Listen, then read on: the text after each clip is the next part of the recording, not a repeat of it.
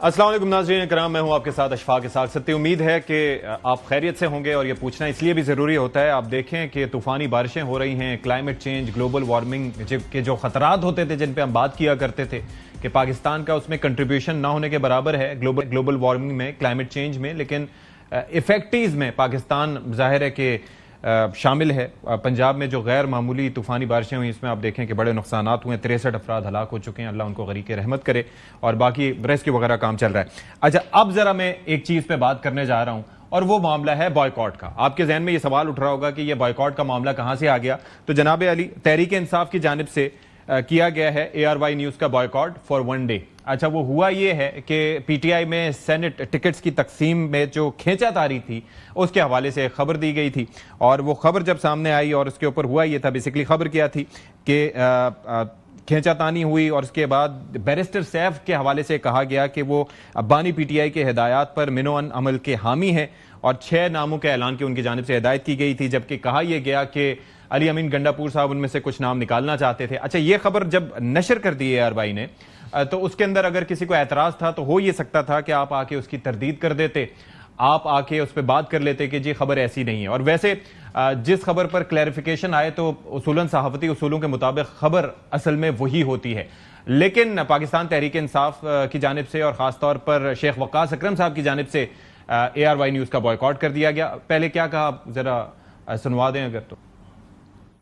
मैं यहाँ पे ARY के नुमाइंदे भी होंगे। मैं बिल्कुल नाम लेके आप दोस्तों को कहना चाहता हूँ कि सुबह से जराए से ARY पे एक खबर चल रही है और हम सख्त मुजम्मत करते हैं कि जराए से जब आप कोई खबर चलाते हैं तो आपका हक बनता है, ये आपका हक है कि आप जराए से चलाएं, मगर सहाफती प्रैक्टिसेस ये है, सहाफती इखलाकियात का तकाजा ये है कि आप जिन लोगों का नाम लें आप उनका वर्शन भी लें। आपने उसके अंदर ये कहा कि बैरिस्टर सैफ के ऊपर अलीमा खान साहबा ने और चीफ मिनिस्टर ने कोई प्रेशर डाला किसी का नाम निकालने या डालने के लिए, बिल्कुल गलत और बेबुनियाद बात है। मेरी बैरिस्टर सैफ साहब से बात हुई है, बैरिस्टर सैफ साहब मुझे ये कह रहे हैं कि मेरी ARY से कोई ऐसी बात नहीं हुई। मेरी अलीमा खान साहबा से बात हुई है, उनको शदीद तकलीफ है इस बात की। तो आप वर्शन नहीं से ले सकते पार्टी का, आप अलीमा खान साहबा से नहीं पूछ सकते थे, आप चीफ मिनिस्टर से नहीं पूछ सकते। और हम आज अपनी पार्टी के लोगों को कह रहे हैं कि आज ARY का बाइकआउट होगा और आज ARY के प्रोग्राम में किसी प्रोग्राम में भी कोई नहीं बैठेगा, नंबर 1। और कल हम फैसला करेंगे कि इस बाइकआउट को एक दिन से आगे लेके जाना है या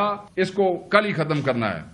जी, तो आप अंदाजा कर लीजिए कि ये इसे एक तरह से मीडिया बुलिंग कहें या क्या इसके लिए टर्मिनोलॉजी इस्तेमाल करें, मैं समझने से कासिर हूं, लेकिन ये कोई तरीक़ेकार नहीं है कि जब एक विद इन द पार्टी आपके इख्तिलाफात हों, चीज़ें आपसे कंट्रोल ना हो रही हों। और वैसे he is a well respected man, Sheikh Waqas साहब काफ़ी सारी पार्टी से होते हुए तहरीक इंसाफ का हिस्सा बने हैं, लेकिन ये तरीक़ेकार मुनासिब नहीं है कि आप जाके बॉयकॉट कर दें। हमारे पास इसी वजह से आज के शो में कोई तहरीक इंसाफ का मेहमान नहीं होगा और यही वजह है, लेकिन अफसोसनाक रवैया है। और अगर हम पार्टी की बात करें तो इस हवाले से हो ये सकता है कि आप देखें कि गुज़िश्ता दिनों में किस तरीके से 3 रहनुमा आपस में बैठ के एक ऐलान करते हैं तहरीक से मुताल्लिक, और वो तहरीक जिसे 5 अगस्त पर नुक्ता अरूज तक पहुंचना था, वो तहरीक फिर 90 दिन तक उसको डाइल्यूट करने की बात की गई। और जो रहनुमा जिनके पास सियासी ओहदा नहीं है, यानी कि वजीर आला खैबर पख्तूनख्वा अली अमीन गंडापुर साहब, वो ऐलान करते हैं और बाकी जुनेद अकबर साहब और साथ में सलमान अकरम राजा साहब उस वक्त खामोश बैठे रहते हैं, और बाद में उन दोनों की जानिब से जब उनसे पूछा जाता है तो कहा जाता है कि जी ये तो प्लान कहां से आया, ये तो हमें पता ही नहीं था। फिर वहां पर फार्म हाउस की सियासत क्या हुई, टिकट्स मिलने के मामले पर काफी सवाल, और फिर टिकट्स पर रेट लगने के हवाले से भी काफी चैमगोइयां हो रही हैं। पार्टी पर कंट्रोल के हवाले से शेर अफजल मरवा साहब ये कहते हैं कि इस वक्त पार्टी पर तो कंट्रोल बानी का रहा ही नहीं है। क्या उन्होंने फरमाया, मैं चाहूंगा जरा आप देखें। मुझे महसूस होता है वो ये है कि खान के जेल में सवालत की वजह से खान का पार्टी जो कंट्रोल जो है वो बहुत कमजोर हो चुका है। लोग मनमानियां कर रहे हैं, जो वो चाहते हैं वही होता है, जो खान चाहता है वो कभी नहीं होता है। तहरीक जो है इन लोगों से कभी नहीं हो पाई, ये बात मेरी आप रकम कर ले। अच्छा, फिर इसके साथ साथ अगर हम बात करें पार्टी के अंदरूनी मामलात की, तो आप सबके इल्म में है कि आलिया हमजा साहिबा जो कि चीफ ऑर्गेनाइजर हैं, उनसे मुताल्लिक क्या रवैया रवा रखा गया, और फिर उसके बाद सलमान अकरम राजा साहब ने क्या बात की उस मुताल्लिक, और फिर अली जफर साहब ने जब सुना तो फिर क्या मौक़िफ़ दिया, ज़रा आपको दिखा दें, फिर प्रोग्राम का आगे चल के बाकायदा आगाज़ करते हैं।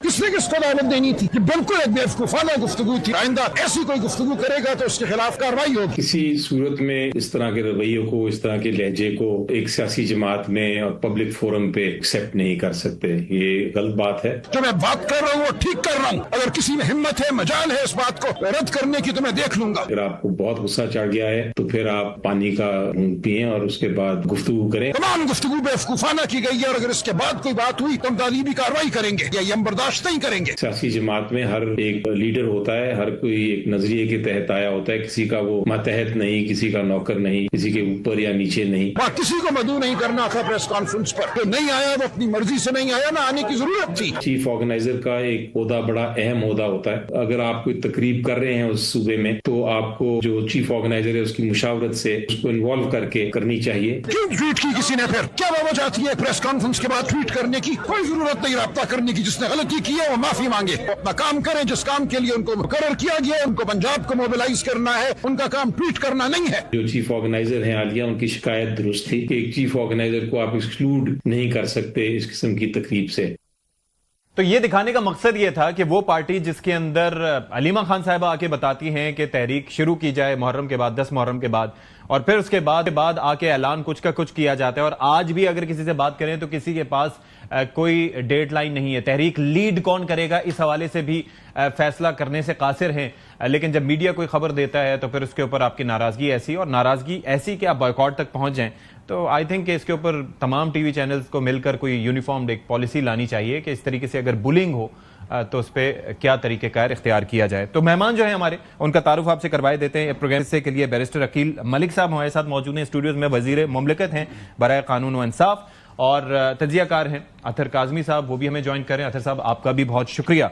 बैरिस्टर साहब, स्टार्टिंग फ्रॉम यू, थोड़ा सा तमहीद हमने बांधी, लेकिन ये do you think, let's start from this, ये बॉयकॉट तर्ज अमल आप आए, अपनी वर्जन दे दें, और यही मकसद होता है प्रोग्राम्स में इनवाइट किया जाता है गेस्ट को कि वो आपकी अपनी पार्टी का मौक़िफ़ दें, लेकिन इस तरीके से अलल और ऐलान कि जी हमने जाना ही नहीं है, हम बॉयकॉट करते हैं, do you think this is the right way?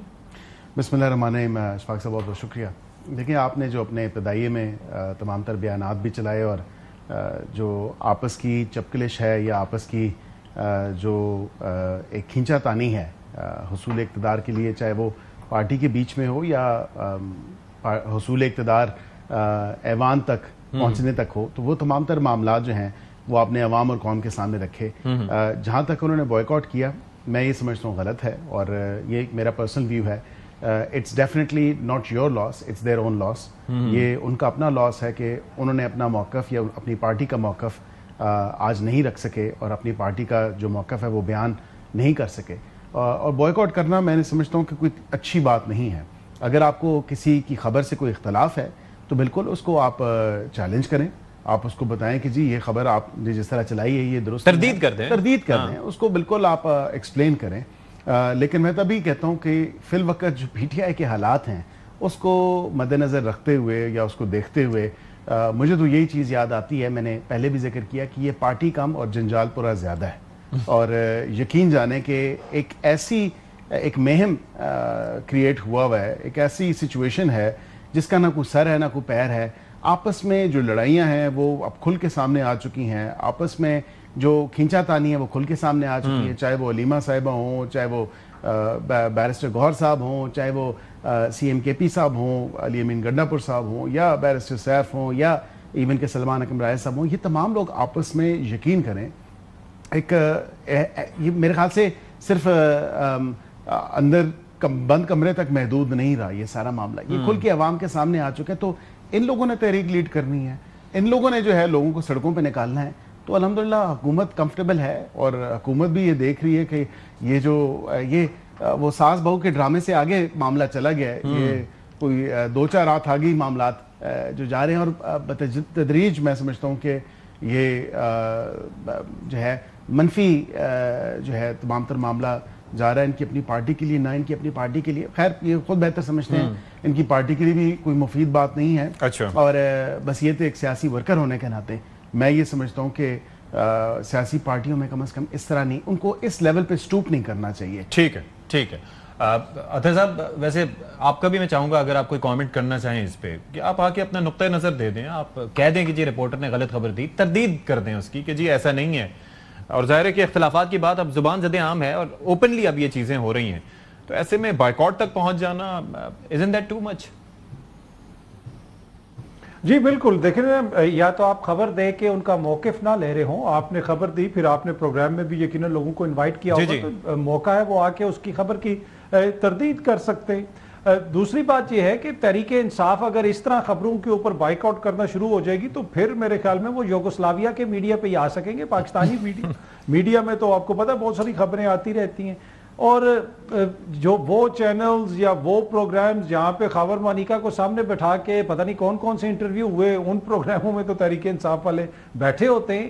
تو اے آر وائی سے آئی ڈونٹ نو کہ اچانک کیا ایسا مسئلہ ہو گیا. باقی ہو سکتا ہے سم ٹائم خبر میں کوئی تھوڑی سی اونچ نیچ ہو, ضروری نہیں, ہم یہ نہیں کہتے کہ میڈیا پہ جو ہر چیز آتی ہے اس پہ کوئی کرٹیسزم نہ کرے, بالکل ان کا حق ہے, وہ بٹل بھی کر سکتے ہیں, اس کے اپنا ورژن بھی دے سکتے ہیں. اور دوسری جو بیرسٹر صاحب نے یہاں پہ بات کی نا کہ اور انہوں نے کہا جی مسئلے تو سارے پی ٹی آئی کے اندر ہیں, حکومت بڑی کمفرٹیبل ہے, اس سے میں 100% ایگری کرتا ہوں. وہ حکومت جس نے ایک مہینے کے اندر ڈیزل کی قیمت میں 22 روپیہ اضافہ کیا, پیٹرول کی قیمت میں 14 روپیہ اضافہ کیا, اپنے وزراء کی تنخواہوں میں اضافہ کیا, اپنے چیئرمین سینٹ کی تنخواہ میں اضافہ کیا, اسپیکر صاحب کی تنخواہ میں اضافہ کیا, تو حکومت والے تو بہت کمفرٹیبل ہیں, اس میں کوئی دو رائے نہیں. ہاں اگر کوئی مسئلہ ہے تو وہ پاکستان کی عوام کا ہے, وہ ہمارے سامنے, باقی حکومت تو واقعی بڑی کمفرٹیبل. اسپیکر صاحب نے تو خط لکھا تھا, وہ اضافہ واپس نہیں ہوا, اس پہ خاموشی ہے آج کل. ویسے نہیں, وزیر اعظم صاحب نے نوٹس لیا تھا, وزیر اعظم صاحب نے نوٹس لے لیا, وہ خبر آئی تھی, اور اب تو ماشاءاللہ وہ بیک ڈیٹڈ تنخواہ اکاؤنٹس میں بھی جا چکی ہے. اور یہ یہاں پہ ہمارے بھائی بیرسٹر عقیل صاحب بیٹھے ہوئے, یہ بھی وزیر مملکت ہیں, ان کی بھی تنخواہ میں اضافہ ہوا, یہ بھی پہلے سے زیادہ کمفرٹیبل محسوس کر رہے ہیں. ہماری تنخواہ اطہر صاحب وہی ہے جو ایک ایم این اے کی ہوتی ہے, اور ایم این اے کی تنخواہوں میں اضافہ ہوا ہے, جو بالکل ڈینائی کرنے والی بات نہیں ہے, لیکن پچھلے 12 سال سے کوئی اضافہ نہیں ہوا تھا. اور یہ ڈیسیجن دونوں from both sides of the oil, یہ نہ کہیں کہ یہ خالی حکومت ہی کو آپ دوش دے رہے ہیں یا قصوروار ٹھہرائیں گے. اس ریزولوشن کو نکالیں یا اس چیز کو, اس پروپوزل کو نکالیں, تو اس میں پی ٹی آئی والوں کو بھی اتنے ہی نمبرز میں دستخط ہیں جو آئل کی طرف. یہ ایک ایسا معاملہ ہوتا ہے, وہ اس کے اندر اطہر صاحب جب پوچھا جاتا ہوگا نا کہ all those in the favour of the motion سے آئے, تو میرے خیال میں آئز ہیوٹ والا چکر ہے کہ سب اس پہ, کوئی اس پہ میرے خیال میں انکار نہیں کرتا اس طریقے سے. تو اب دیکھیں حکمران اشرافیہ ہے نا, آپ دیکھ لیں ہر طرف یہی ہو رہا ہے. لیکن ایک اسمبلی جہاں پہ پاکستان تحریک انصاف کی حکومت ہے, خیبر پختونخوا کی اسمبلی نے تو تنخواہیں نہیں بڑھائی ہیں, پنجاب میں بڑی. And of the day exchequer کا کنٹرول ہماری حکومت کے پاس ہے, وزارت خزانہ کا کنٹرول حکومت کے پاس ہے. وہ اس کو, لیکن اطہر صاحب اسی سال ہوا یہ ہے کہ یہ جو کے پی میں منسٹرز وغیرہ کو یا باقی لوگوں کو تزئین و آرائش کے مد میں میرے خیال میں 10-10 لاکھ روپے انہوں نے دیے تھے کہ جی جو گھر لے سکتے ہیں ان کی تزئین و آرائش کے لیے ان کو یہ دیا جائے. تو بہرحال اپنے اپنی بنیاد پر ہر کوئی اخراجات کر رہا ہے, عوام کا کوئی نہیں سوچ رہا. That's the point. نہیں بالکل درست آپ فرما رہے ہیں, اور یہ عرصہ دراز سے ہم دیکھتے آ رہے ہیں عوام کی جو حالت ہے وہ آپ کے سامنے ہے. کیا کسی ملک میں جہاں پہ 45% آبادی غربت کا شکار ہو چکی ہے, ورلڈ بینک کی رپورٹ کے مطابق آدھا ملک غربت کا شکار ہے, اور یہاں پہ حکمرانوں کی تنخواہوں میں ایسے اضافے ہو رہے ہیں. اطہر صاحب کاش کیا ہی بہتر ہوتا کہ اگر آپ اس پہ تھوڑی روشنی بھی ڈال دیتے کہ چلیں تنخواہوں کی بات کی, شاید میری انفرادی طور پہ تو یہ ریکوائرمنٹ نہ ہو, نہ ضرورت ہو, لیکن ہمارے کئی ایسے ممبران ہیں جن کی تنخواہ ضرورت بھی ہے, وہ سارے ہی اشرافیہ سے نہیں ہیں اراکین پارلیمنٹ. پہلی بات. دوسری بات یہ کہ جو صوبہ کے پی میں کرپشن کے انبار لگے ہیں, جو وہاں کے اپنے حکومت کے اراکین ہیں, ایک دوسرے پہ جو الزام لگا رہے ہیں یا ایک دوسرے کی جو کھینچا تانی کر رہے ہیں کہ بھئی فلاں نے کرپشن کر دی اور فلاں نے کرپشن کے پہاڑ جو ہیں وہ کھڑے کر دیے, تو اس پہ بھی بات کریں. یہ تو چلے تنخواہوں کی بات میں جا رہا ہے, اور شاید probably not justified to a greater extent, لیکن اس کے ساتھ ساتھ یہ بھی تو دیکھیں کہ جو عوام کے پیسوں کو کرپشن کی مد میں استعمال کیا جا رہا ہے یا ان کے پیسوں پہ کرپشن کی جا رہی ہے صوبہ کے پی میں, تو اس کا بھی ذکر کریں. کیونکہ حال ہی میں گیلپ کی رپورٹ ہے 47% لوگ وہاں پہ پی ٹی آئی کی قیادت سے نالاں ہیں, حکومتی اراکین سے نالاں ہیں. میں یہ عرض کر رہا ہوں کہ یہ چیز اپنی جگہ, لیکن ایک چیز یہ بھی ہے کہ آپ یہ دیکھیے کہ جہاں پر یہ اضافہ آپ کہہ رہے ہیں کہ ٹھیک ہے ہونا چاہیے, لیکن ساتھ ہی ساتھ ایک 37 سے 40 ہزار تنخواہ کرنے کا معاملہ تھا یا اس سے بڑھانے کا, تو اس کے اوپر وفاقی حکومت کسی ایک وہ بھی میرا پرسنل ٹیک ہے کہ بالکل ہونا چاہیے تھا. گو کہ ٹھیک ہے وہ کمنسریٹ آپ اس کو کرتے ہیں, کنٹینجنٹ ہے انفلیشن پہ, وہ بالکل اس پہ نہیں ہو سکا, لیکن کرنا چاہیے تھا. میرا جہاں یہ ہونا چاہیے تھا وہاں پر وہ بھی ہونا چاہیے نا. یہ میرا ذاتی ویو ہے کہ بالکل ہونا چاہیے تھا. ناؤ دا کوسچن از, یہ جو سلسلہ چل رہا ہے اب تحریک ایک نئے فیز میں آ چکی ہے, یعنی کہ جو معاملہ 5 اگست کو نقطہ عروج پہ جانا تھا وہ اب 90 دن کا معاملہ آ گیا. میں چاہوں گا کہ علی امین گنڈا پور صاحب جو کہ آریہ پار کی باتیں ہیں, ایک ٹریل ہمارے پاس موجود ہے ان کے بیانات کی, وہ ذرا سنوا دے, پھر اس پہ بات کرتے ہیں.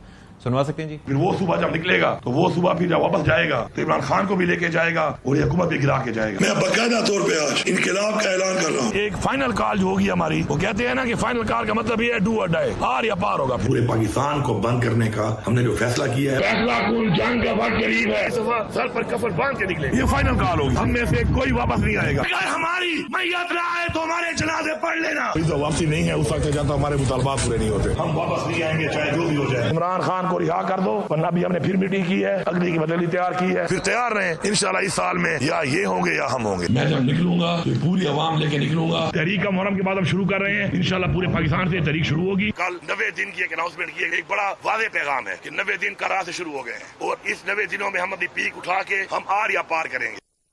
2024 سے چل رہا ہے سلسلہ, اس بار کیا لگتا ہے آپ کو, آر یا پار ہوگا؟ دیکھیں انہی کے ایک بیان میں آپ نے دکھایا پوری قوم کو کہ انہوں نے کہا کہ جی 2025 وہ سال ہے, یا یہ ہوں گے یا ہم ہوں گے. آدھا سال تو گزر چکا ہے, جولائی کا مہینہ ہے, اب آدھا سال باقی رہتا ہے. تو میرے خیال سے جو نقطہ عروج کی آپ نے بات کی وہ نقطہ غروب پہ جا کے اختتام پذیر ہوگی. کچھ بھی نہیں ہونے والا. یہ دیکھیں نا آپس کی جو اتنی ان کی چپکلش ہے یا اتنے اختلافات ہیں جو کہ اب کھل کے سامنے آ چکے ہیں, یہ لوگوں کو لیڈ کریں گے. یہ لوگ ہیں, یہ وہ لیڈرز ہیں جن کے اندر کوئی کیپیسٹی نہیں ہے, جن کے اندر کوئی سکت نہیں ہے کہ لوگوں کو موبلائز کر کے باقاعدہ لے کے, اور لوگوں کو موبلائز کر کے ہی لے کے آئے ٹو اے سرٹن ایکسٹینٹ. اکتوبر میں بھی لے کے آئے اور نومبر میں بھی لے کے آئے. پھر اس کے بعد ان کو بے یار و مددگار یہاں پہ چھوڑ کے اسلام آباد میں دارالحکومت میں چھوڑ کے آپ وہ لے گئے اس پہ خود پتہ نہیں 12 اضلاع سے جو ہے گزرتے ہوئے, شاید ہو سکتا ہے الدین کا کوئی چراغ تھا یا الدین کی کوئی وہ کارپیٹ تھی جس پہ اٹھتے ہوئے یہ چلے گئے, اور پھر 12 اضلاع سے ہو کے پھر دوبارہ نمودار ہوئے. آپ نے میرے خیال سے ایک کلپ بھی چلایا جو اس کے بعد 26 نومبر کے بعد ان کا 30 نومبر کو غالباً جو اسمبلی میں انہوں نے بات چیت کی. تو کچھ بھی نہیں ہونے والا. یہ صرف اور صرف عوام کو ایک لالی پاپ دیا گیا ہے, یا ان کے اپنے ووٹر سپورٹرز ہیں ان کو لالی پاپ دیے گئے, جو کہ اب بہت کم رہ چکے ہیں. لوگوں کو اس سے کوئی سروکار نہیں ہے کہ پی ٹی آئی کی پروٹیسٹ میں جانا ہے, خان کو رہا کروانا ہے, کیا کرنا ہے کیا نہیں کرنا. یہ لوگوں کا پرابلم نہیں ہے, یہ اس عوام کا پرابلم نہیں ہے. ان عوام بھی اب جانتے ہیں کہ یہ ایک دوسرے کے ساتھ with in P T I سیاست کھیل رہے ہیں. کیا ریلیونٹ نہیں ہے پی ٹی آئی؟ دیکھیں میں سمجھتا ہوں ریلیونٹ اگر ہو نا تو وہ سیاستدانوں کے ساتھ بیٹھ کے بات کریں. جدھر وہ بات کرنا چاہتے ہیں ادھر سے کیا بات ہو رہی ہے, ادھر سے کوئی جواب آیا؟ بالکل بھی نہیں آیا. اف اینی تھنگ انہوں نے تو کہا بھائی آپ آپس میں بیٹھے ہیں, ہمیں کیوں بار بار گھسیٹ دیتے ہیں اس میں, اب ہمیں آپ دوبارہ ملوث کرنا چاہتے ہیں ان چیزوں میں. ہمارا نہ کوئی لینا ہے نہ کوئی دینا ہے. آئین پاکستان میں کدھر لکھا ہے کہ آپ بیٹھ کے فوج کے ساتھ مذاکرات کریں؟ اطہر صاحب مجھے یہ سمجھائیے گا کہ ظاہر ہے کہ پریکٹیکلی اسپیکنگ ایک اس وقت ہم بات کر رہے ہیں پارٹی کی, اور یہ جس طریقے سے عقیل صاحب نے فرمایا کہ وہاں پر عوام کو لالی پاپ دے رہے ہیں, لیکن یہاں پر تو ڈائریکشنز اوپر سے آ رہی ہیں. یعنی کہ بانی پی ٹی آئی خان صاحب فرما رہے ہیں کہ جی آپ لوگ باہر نکلیں اور فلانی تاریخ کو نقطہ عروج ہو. تو یہ لالی پاپ آپ کو لگ رہا ہے کہ اٹ گوز بوتھ ویز, یہ خان صاحب کو بھی اسی طریقے سے ان کو بھی لالی پاپ ہی دے رہے ہیں کہ جی تحریک چلائیں گے, آپ کو باہر نکالیں گے یا کچھ کریں گے؟ آپ کی اسسمنٹ obviously وہ ایک اپوزیشن کی جماعت ہے, انہوں نے تو تحریک چلانی ہے, اور وہ تو خان صاحب تو جیل میں ہیں. اب جیل میں رہتے ہوئے وہ لمیٹڈ, اب ان کی کیپیسٹی بھی لمیٹڈ ان اے سینس کہ کمیونیکیشن نہیں ہو سکتی, کبھی لوگوں سے ملنے دیا جاتا ہے کبھی نہیں ملنے دیا جاتا, لوگوں کے نام لسٹ پہ ہوں پھر بھی ملاقات نہیں ہو سکتی. تو یہ بہت سارے مسائل ہیں نا جماعت کو. لیکن اینڈ آف دا ڈے اصل جو مسئلہ ہے عوام کا, جس طرح بیرسٹر صاحب نے بھی فرمایا, اصل ایشو عوام کا واقعی یہ حکومت ہے.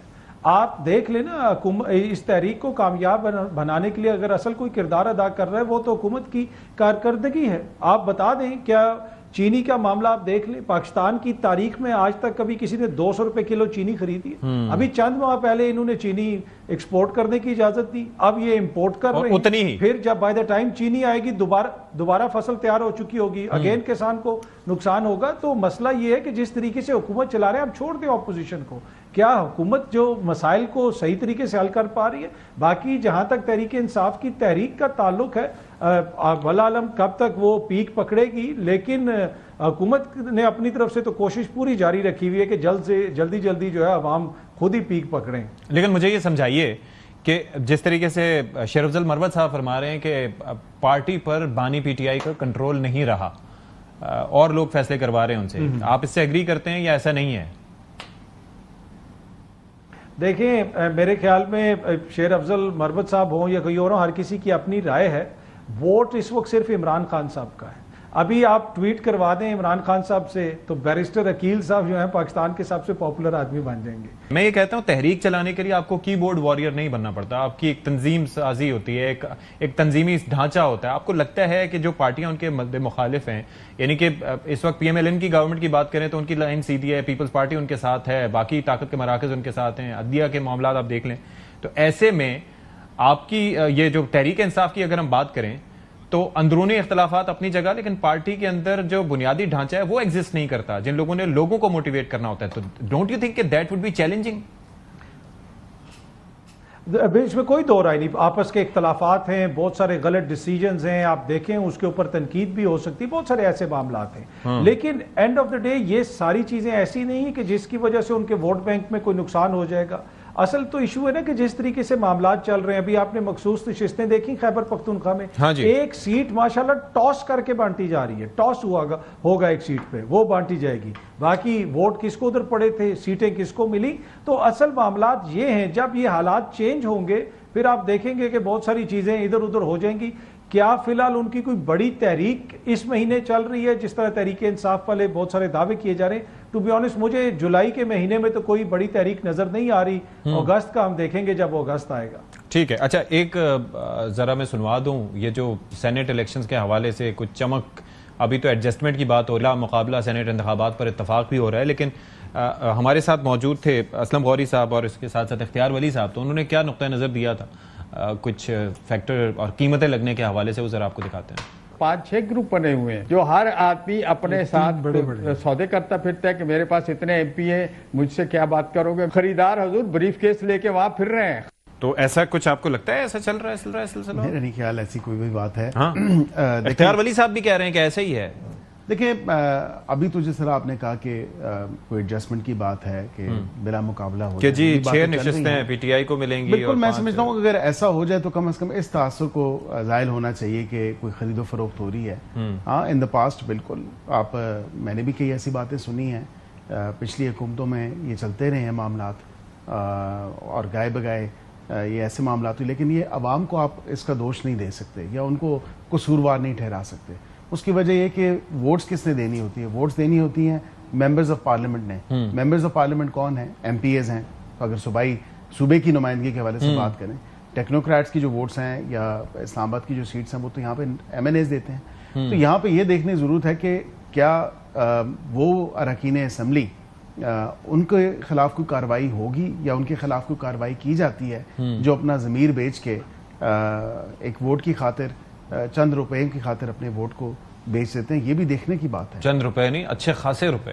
مطلب میں نے تو کچھ نہ کہتے ہوئے بھی کچھ کہہ دیا، لیکن فی الوقت میں نہیں سمجھتا یہ کوئی اچھی بات نہیں ہے۔ اس لیے بلا مقابلہ اگر ہو جائے اور یہ کوئی ایڈجسٹمنٹ ہو جائے تو زیادہ مناسب اور مقصود ہوگا، بجائے اس کے کہ کوئی ایسے ایلیگیشنز یا الزامات بعد میں لگیں۔ اچھا صاحب، do you agree with that کہ یہ جو تحریک انصاف کا فیصلہ ہے یہ سیٹ ایڈجسٹمنٹ کا، ایک کیا آپ کو لگتا ہے کہ اس سے شفافیت ہوگی اور کیا یہ درست فیصلہ ہے؟ دیکھیں ٹو بی آنیسٹ سیاسی طور پہ مجھے تو نہیں پتا یہ انہوں نے خود فیصلہ کرتا ہے کہ درست ہے یا نہیں، لیکن ان پرنسپل میں بیرسٹر صاحب جو بھی فرما رہے تھے میں ایگری کرتا ہوں۔ یہ انتہائی ایک جسے کہہ سکتے ہیں تکلیف دہ چیز ہے کہ عوام کے ووٹ کو ایسے بیچا جاتا ہے, چاہے وہ پی ٹی آئی والے بیچیں یا کوئی اور کسی اور سیاسی جماعت کا کوئی M N A M P A اس طریقے سے کرے, تو اس کو ہم سب کو اس کی مذمت بھی کرنی چاہیے, اور اس کو کرب کرنے کے لیے کچھ معاملات کو درست بھی کرنے کی ضرورت ہے. چاہے وہ جسے آپ کہہ سکتے ہیں ایسی ووٹنگ ہو کہ سب کو پتہ چلے کہ آپ نے سینیٹرز کے لیے کس کو ووٹ ڈالا ہے, کس کو نہیں ووٹ ڈالا, اس میں قانون سازی بھی ہو سکتی ہے, اور اس چیز کو ڈسکریج کرنا چاہیے. ٹو بی آنیسٹ یہ ایک طرح سے کالا دھبا ہے ہماری سیاست کے اوپر, اور تمام سیاسی جماعتوں کو اس میں اپنا کردار ادا کرنا چاہیے اس کو روکنے کے لیے. اچھا, اب ذرا آ جاتے ہیں معاملہ. آپ کو کیا لگتا ہے یہ جو کے پی گورنمنٹ کے حوالے سے اکثر باتیں چل رہی ہوتی ہیں کہ جی وہاں پر بڑے علی امین گنڈاپور صاحب جو ہیں وہ خطرے میں ہیں اس وقت, تو آپ کو لگتا ہے کہ ایسا کوئی موو کریں گے آپ لوگ ان کے اگینسٹ؟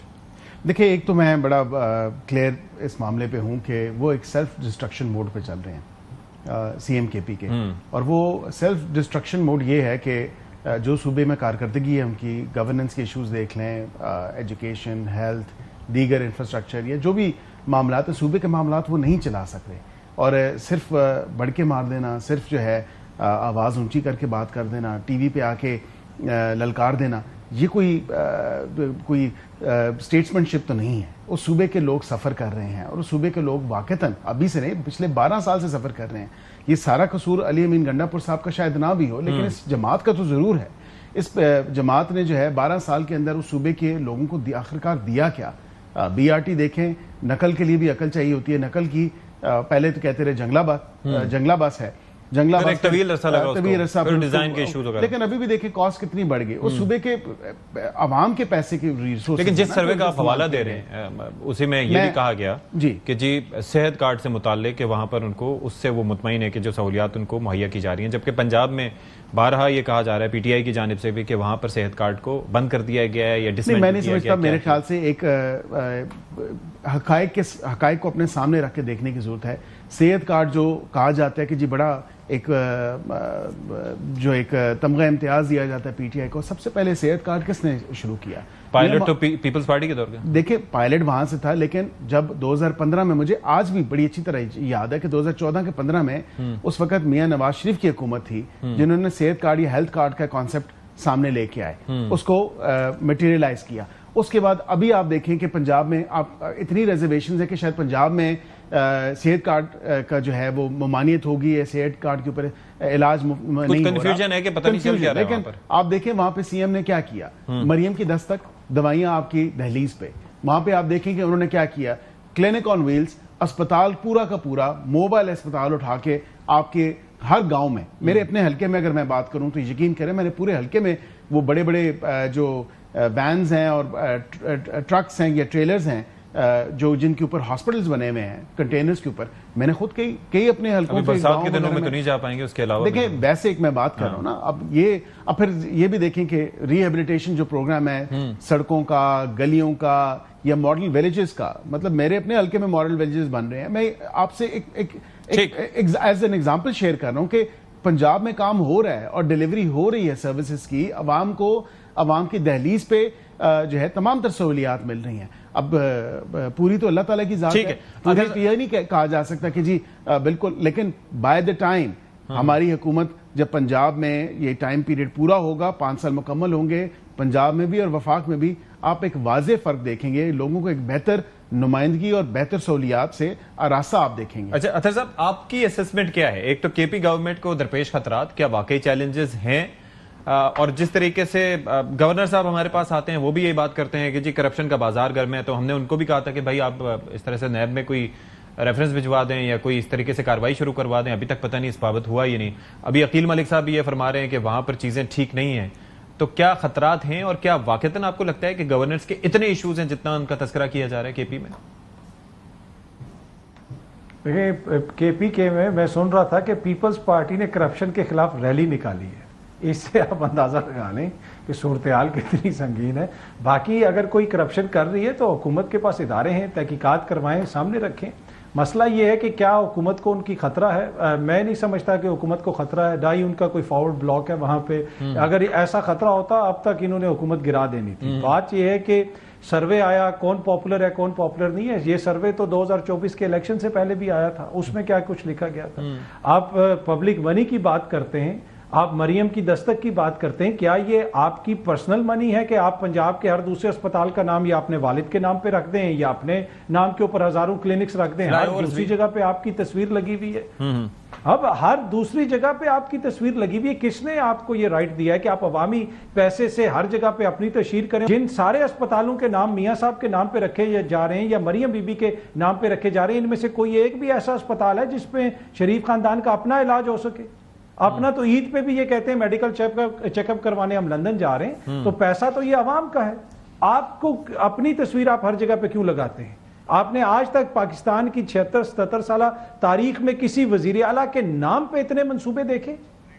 آج تک آپ بتائیں, پوری دنیا کی تاریخ میں آپ بتا دیں کسی بھی ملک میں جو ایک وزیر اعلیٰ اس کے نام پہ اتنے منصوبے ہوں کسی جمہوری. دیکھیں اطہر صاحب, بات یہ ہے کہ جو کام کرے گا کریڈٹ بھی وہی لے گا. تو کام تو بالکل مریم نواز صاحبہ کر رہی ہیں, تو کریڈٹ کیا ان کا نہیں بنتا؟ اب بے شک عوام کے پیسے ہیں, عوام کے پیسوں سے ہی کام ہوتا ہے. یہ بھی پتا ہے, یہ بھی لوگوں کو پتا ہے کہ موٹر وے کس نے بنایا ہے, یہ بھی پتا ہے کہ اورنج ٹرین کس نے بنائی ہے, یہ بھی پتا ہے کہ کارڈیالوجی سینٹرز کس نے بنائے ہیں, یہ بھی پتا ہے کہ پاکستان میں جو تمام تر ڈیولپمنٹس کے کام ہوئے ہیں یا انفراسٹرکچر کا جو کام ہوئے ہیں, اگر اس نواز شریف کے کام نکال دیں آپ تو پیچھے کھنڈرات ہی بچتے ہیں. تو پھر یہ بھی ریئلائزیشن ہے, اس کے ساتھ بھی ریکن کیا جائے. تو لیٹ دی پیپل نو, تو people will decide after 5 years, let people decide. ٹھیک ہے, تھینک یو سو مچ جی بیرسٹر عقیل ملک صاحب اور اطہر کاظمی صاحب فار یور ٹائم. دیکھ لیتے ہیں, بریک کے بعد حاضر ہوں گے اور ڈسکشن کچھ نیا شروع کریں گے. پروگرام میں ایک بار پھر سے آپ سب کا خیر مقدم ہے, اور اب ذرا بات کر لیتے ہیں ملک کے معاشی اشاریوں کے حوالے سے, اور خاص طور پر جو بات کی جا رہی ہے, لوگ کافی پریشان ہیں. کیوں؟ اس وجہ سے کہ وہ کہتے ہیں کہ جی پیٹرولیم مصنوعات کی قیمتوں میں اضافہ کر دیا گیا. کل بھی ہم نے اس بابت بات کی تھی, لیکن معاملہ یہ ہے کہ basically what we are trying to explain کہ اگر یہ پیٹرول اگر 160 یا 165 یا اس قیمت کا پڑ رہا ہے, تو کیا وجہ ہے کہ حکومت اس کو 272 تک پہنچا دی ہے؟ اب اس کے اندر 75 روپے آپ کو پتا ہے کہ وہ لیوی بھی ہے, پھر اس کے اندر کاربن لیوی بھی آ جاتی ہے, یہ بل کے 78 روپے بن جاتے ہیں, پھر اس کے اندر مارجن وغیرہ بھی ہوتا ہے جس کی وجہ سے یہ ریٹس بڑے انفلیٹ کر جاتے ہیں. تو اب اس میں کیا ہو سکتا ہے اور باقی کیا چیلنجز ہیں, ذرا بات کر لیتے ہیں. مشیر برائے وزیر خزانہ خرم شہزاد صاحب ہمیں جوائن کر رہے ہیں. خرم صاحب, thank you so much for your time. جی ذرا فرمائیے گا کہ یہ جو معاملات ہیں معاشی لحاظ سے, ہم چیزیں دیکھ رہے ہیں کہ آہستہ آہستہ بہتر ہو رہی ہیں, لیکن جو پیٹرول کا مسئلہ ہے اس کی وجہ سے لوگ کافی پریشان ہیں, اور اس کی وجہ یہ ہے جو ہم پہلے بھی آپ سے بات کیا کرتے تھے کہ یہ جو گڈز ٹرانسپورٹرز ہیں وہ قیمتیں بڑھا رہے ہیں, جو ویسے ٹرانسپورٹرز ہیں وہ کرائے بڑھا رہے ہیں, تو لوگ تو اس میں پس رہے ہیں خاص طور پر. جی السلام علیکم, بہت شکریہ اشفاق مجھے پروگرام میں لینے کے لیے. دیکھیں میں تھوڑا سا ایک بیک گراؤنڈ بتاتا ہوں آپ کو کہ قیمتیں کیوں بڑھی ہیں ریسنٹلی. آپ کو پتا ہوگا ابھی جو ایران اور اسرائیل کی جنگ ہوئی ہے اس کے دوران جو آئل کی قیمتیں ہیں وہ کافی بڑھ گئی تھیں, تقریباً کوئی 15 سے 18% بلکہ 20% تک چلی گئی تھیں.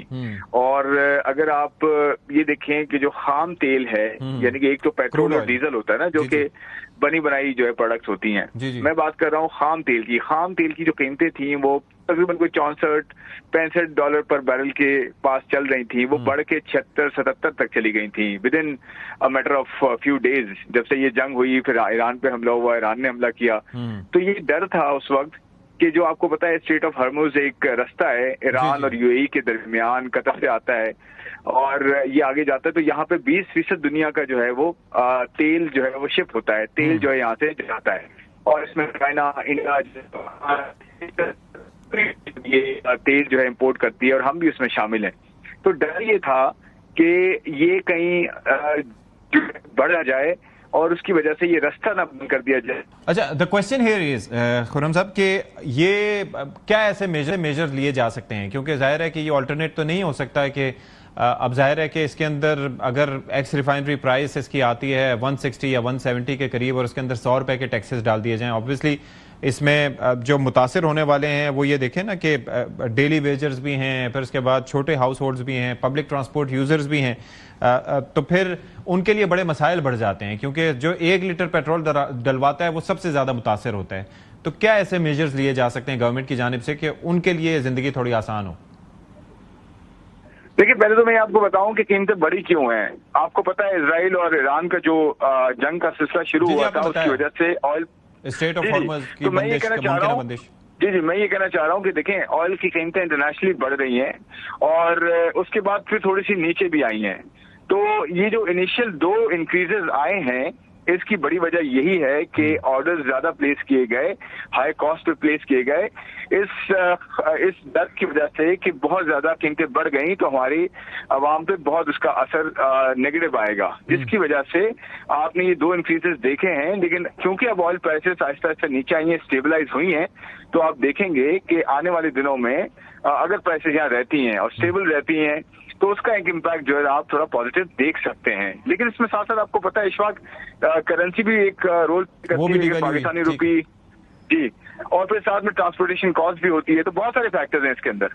جی آئی انڈرسٹینڈ. لیکن اس کے اندر کیا ایسا ہو سکتا ہے, کیونکہ پہلے بھی یہ چیز زیر غور تھی, یہ جو غریب طبقہ ہے, ظاہر ہے کہ جن کی انکم بہت لو ہے, تو اس کے لیے خاص طور پر جو بائک یوز کرتے ہیں یا بالکل چھوٹی گاڑیاں یوز کرتے ہیں, ان کے لیے کوئی ٹارگیٹڈ سبسڈی آپ لوگ نہیں کر سکتے اگر IMF اجازت دے, یا ویسے کوئی ممکنات میں سے ہے ایسا کچھ کرنا؟ دیکھیں بالکل اس پہ ایک بہت اچھی ڈیولپمنٹ ہوئی ہے. آپ آنے والے دنوں میں دیکھیں گے بجٹ میں بھی اس کا حصہ رکھا گیا ہے. الیکٹرک جو موٹر بائکس ہیں اور الیکٹرک 3 ویلرز ہیں, رکشاز وغیرہ جو ہیں, ان کو الیکٹرک پہ ورک کرنے کے لیے گورنمنٹ ایک سپورٹ پروگرام لا رہی ہے, جو کہ بینکوں کے ساتھ مل کے فائنانسنگ ہوگی اور یہ کنورژن ہوگی. جو پیٹرول کی بائکس ہوتی ہیں ان کو الیکٹرک بائکس میں کنورژن کے لیے ہیلپ دی جائے گی, سپورٹ دی جائے گی. تو یہ بڑا اچھا ایک, آپ کو پتا ہے 28 ملین سے زیادہ بائکس ہیں اس وقت پاکستان میں, اور اس میں جو ہے کافی جو ہے کنورژن ہو سکتی ہے اور بڑی ایفیشنسی بھی ہوتی ہے, انوائرمنٹ بھی, ماحولیاتی بھی, اس میں آلودگی سے بچاؤ ہوتا ہے. وہی جو ایگزسٹنگ بائکس ہیں ان کو کنورٹ کیا جا سکے گا الیکٹرک بائکس میں, الگ سے بنائی جائیں گی؟ جی نہیں دیکھیں, ایک تو ایڈیشنل آپ کی نئی بائکس بھی بنے گی, لیکن ساتھ ساتھ کیونکہ وہ بنے گی تبھی کنورٹ ہوں گی, تو ایک پرانی بائک یا جو یوز بائک ہے وہ دے کے اور اس کی جگہ پہ نئی فائنانسنگ لے کے اس کو کنورٹ کیا جا سکتا ہے. اور رکشا اور بائکس دونوں کے لیے میں آپ کو آپ کے پروگرام پہ یہ میں اس کو شیئر کر رہا ہوں, یہ آلریڈی اناؤنس ہو بھی چکا ہے.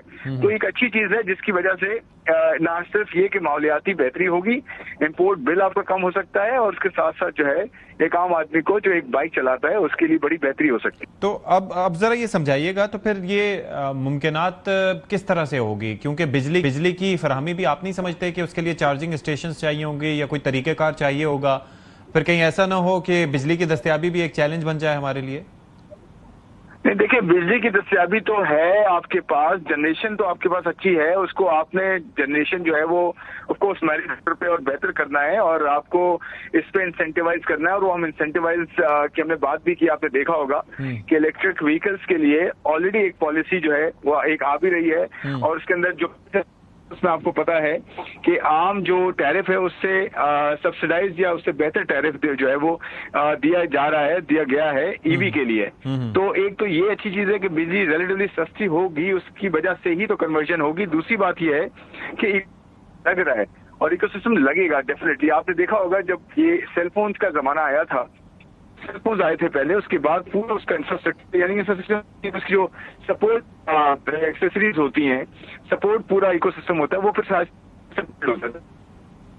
اچھا, اب ذرا یہ فرمائیے گا کہ ایک اور چیز ہے, یعنی کہ ایک اور آپشنز میں سے ایک ہے کہ ہمارے ہاں ظاہر ہے کہ بائکس کی ایک خاصی تعداد ہے, بالخصوص شہر قائد کراچی کی بات کریں تو وہاں پر they are in huge numbers, اور اس کے اندر ٹریفک کے ایشوز بھی ہوتے ہیں, اور پھر ظاہر ہے کہ کیونکہ پیٹرول ان کو اس میں تھوڑا سا افورڈیبل پڑتا ہے, 1 لیٹر میں اچھے خاصے کلومیٹرز وہ کر دیتی ہے, تو لوگ اس پہ ریلائی کرتے ہیں. تو یہ جو پبلک ٹرانسپورٹ کا انفراسٹرکچر ہے, کیا اس کو بہتر بنایا جا سکتا ہے, جس طرح سے میٹرو بسز ہیں, اورنج لائنز ہیں, گرین لائنز ہیں, ایٹسٹرا ایٹسٹرا, اگر یہ نیٹ ورک میں وسعت دی جائے تو اس سے پھر لوگ ان پہ انحصار زیادہ کرنا شروع کریں گے, تو اس بارے میں کیا پالیسی ہے؟ بالکل جی بالکل. دیکھیں اس میں نا پروونشل گورنمنٹس کا بڑا رول ہے کہ پروونشل گورنمنٹس کس طرح سے ٹرانسپورٹ کو بہتر کریں گی, کس طرح سے جو ہے وہ انفراسٹرکچر پرووائڈ کریں گی جو کہ ایکچولی ایفیشینٹ ہو, انوائرمنٹل فرینڈلی ہو, اور جو ہے سستا بھی ہو, افورڈیبل بھی ہو.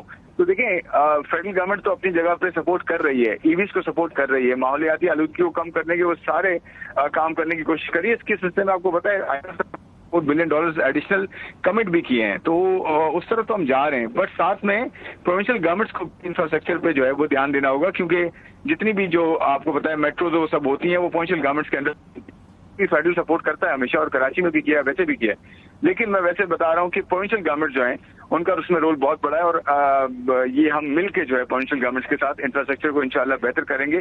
और आप देखेंगे कि माहौलियाती आलूदगी से निपटने के लिए सबसे बड़ा चैलेंज ही यही है कि जो आपकी शहरी जो ट्रैफिक की आलूदगी होती है उसको कम किया जाए। तो ये पहला कदम है एक चीज इसके अंदर ये है कि ये जो हम मंगवाते हैं तेल, जिस तरीके से आपने बताया, तो वो हम मोस्टली रिफाइंड इंपोर्टेड ऑयल, जाहिर है कि हम इंपोर्ट करते हैं रिफाइंड ऑयल जो है, तो क्या हम ऐसा मुमकिनात में से है कि जो हमारी लोकल रिफाइनरीज हैं या उनकी कैपेसिटी को बढ़ाया जाए, यहाँ पर ऑयल मंगवा के रिफाइन किया जाए, तो उससे भी कॉस्ट उसकी कम हो सकती है मुमकिन तौर पर? जी जी बिल्कुल हो सकती है, आपने बिल्कुल सही कहा। देखें, हम पेट्रोल 70% अपना जो कंजम्पशन है, जो हम इस्तेमाल करते हैं, पेट्रोल का 70% इंपोर्ट होता है, और टोटल जो तेल की जो जरूरियात हैं उसका तकरीबन 90% हम इंपोर्ट करते हैं। आप देखेंगे इंशाल्लाह बहुत जल्द, और refining definitely government Pakistan refining को सपोर्ट करेगी, तब जाके इन्वेस्टमेंट होगी, और उस सिलसिले में काफी काम हुआ भी है, ऐसी है जो कि कर दी है अभी। लेकिन आप बिल्कुल सही कह रहे हैं कि रिफाइनिंग अगर अपग्रेडेड होगी और ग्लोबल स्टैंडर्ड्स के हिसाब से होगी तो डेफिनेटली उसका जो है वो फर्क ये पड़ेगा कि प्रोडक्ट ज्यादा बनाएंगे और इवन एक्सपोर्ट भी करेंगे, ज्यादा दिन ये कि हम इंपोर्ट पे निसार करें। अच्छा, एक और जो एतराज है वो ये है कि चूंकि ये एक बड़ा ह्यूज अमाउंट है जो इससे गवर्नमेंट खामोशी से हासिल करती है, क्योंकि ये एक नॉन टैक्स रेवेन्यू है एक तरीके से फिस्कल डेफिसिट को मैनेज करने के लिए, बाकी चीजों के लिए, तो क्या कौन से ऐसे सेक्टर्स हैं, खासतौर पर हम वैसे भी इसका हवाला तो देते रहे हैं कि इसके अंदर ट्रेडर्स हैं और बाकी लोग हैं, कि उनसे टैक्स वसूल किया जा सके ताकि यहां पर से आवाम पर से बोझ थोड़ा कम हो? देखिए, वो तो आपको पता है, हम रिटेल और ट्रेडर की बात हमेशा करते आए हैं, और उसमें अच्छी बात यह है कि अब जो ये आपका टोटल रिटेलर्स हैं, ये पहले 2.5 लाख थे, अब 5 लाख क्रॉस कर गए हैं, और पूरी कोशिश है एफबीआर की कि कंप्लायंस एनफोर्समेंट के थ्रू तकरीबन 400 अरब का टारगेट रखा है। लास्ट ईयर अच्छा खासा एनफोर्समेंट। इसके अंदर जाहिर है कि इसमें पब्लिक एंगर भी होता है, पब्लिक बैकलैश भी आता है, और ये बड़ा गवर्नमेंट के लिए इसका एक पॉलिटिकल टॉल भी होता है, और इस पर जाहिर है कि उनको क्रिटिसाइज भी किया जाता है।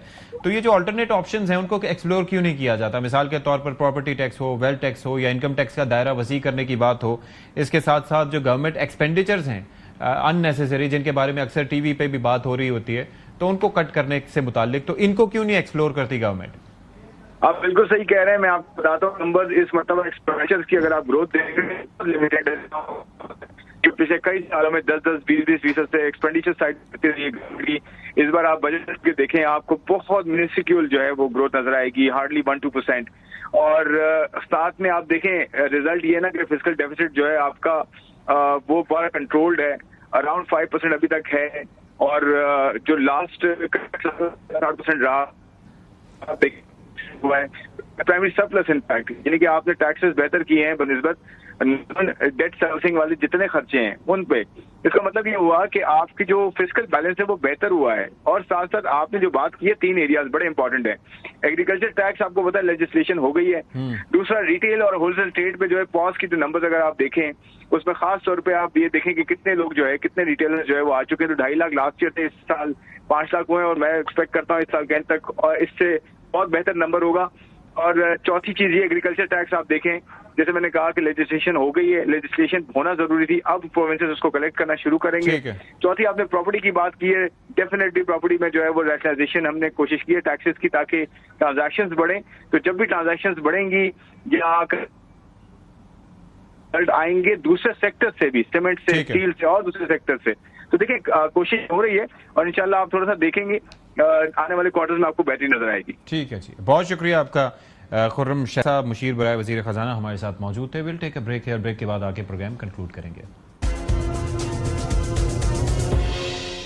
ब्रेक के बाद प्रोग्राम में एक बार फिर से खैर मकदम, और मैं एक बार फिर जाते जाते ये डिस्कशन करूंगा कि ये जो बॉयकॉट का फैसला है तहरीक इंसाफ की जानिब से किया गया है, इसकी कोई तुक नहीं बनती थी। अगर आपको किसी चीज पे एतराज है, या आप समझते हैं कि काम नहीं होना चाहिए, या खबर में कोई गलती है, तो आप आके उसकी तस्दीक कर सकते हैं, या आप उसकी तरदीद कर सकते हैं, या आप उस पर अपना मौक़िफ़ दे सकते हैं। जाहिर है कि हमने आज भी अपने प्रोग्राम में मेहमान बुलाए थे, वो आके इस पर बात कर सकते थे, लेकिन इस तरीके से ये एक बुलिंग एटीट्यूड है, और लाइक आई सेड अर्लियर, इस पर तमाम टीवी चैनल्स को मिलकर एक मुत्तफ़िक़ा पॉलिसी बनानी चाहिए कि ऐसी सूरत हाल में किस तरीके से इस चीज़ों से निपटा जा सके। प्रोग्राम से फिलहाल इतना ही। अशफाक इसहाक़ सत्ती को इजाज़त दीजिए। अल्लाह हाफ़िज़ नासिर।